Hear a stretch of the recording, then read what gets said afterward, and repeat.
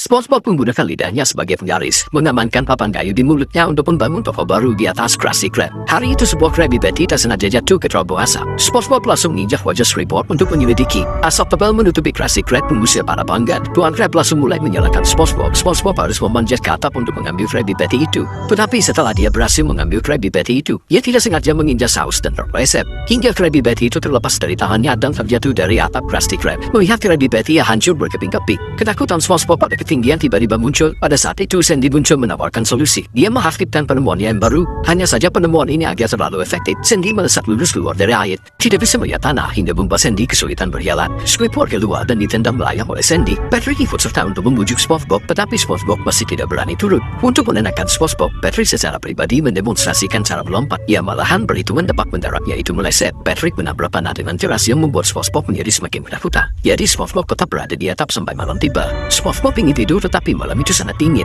Dia menggunakan kayu bekas dari bawah restoran untuk membangun sendiri tempat tidur daruratnya. Namun itu tetap tidak bisa menangkal hawa dingin.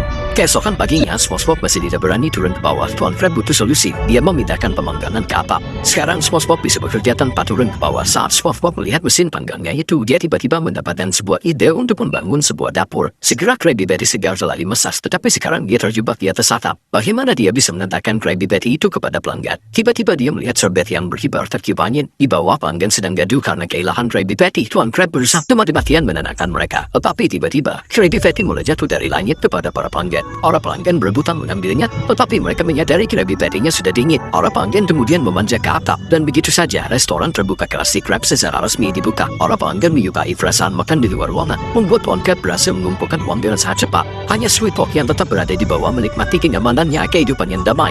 Tapi masa-masa indah tidak berlangsung lama. Hujan deras tiba-tiba melanda. Bahkan angin sangat bertiup kencang yang membuat para pelanggan bersambangan dan uang-uang Tuan Krab juga terseret olehnya. Untuk mempertahankan para pelanggan, SpongeBob segera membangun kembali Krusty Krab di atap. Tetapi ini menghilangkan keseruan makan di luar. Pelanggan mulai pergi dan SpongeBob mendapatkan ide semula. Ia mengadakan pesta untuk membuat para tamu melompat dan menari mengikuti musik. Di luar hujan mengguyur deras. Krusty Krab perlahan tenggelam ke dalam tanah. Squidward sedang tidur nyenyak. Mereka berada di atas sama sekali tidak menyadarinya. SpongeBob telah berhasil kembali ke tanah setelah Krusty Krab yang lama telah terkubur ke dalam tanah. Tetapi sayangnya Squidward yang terjebak di sana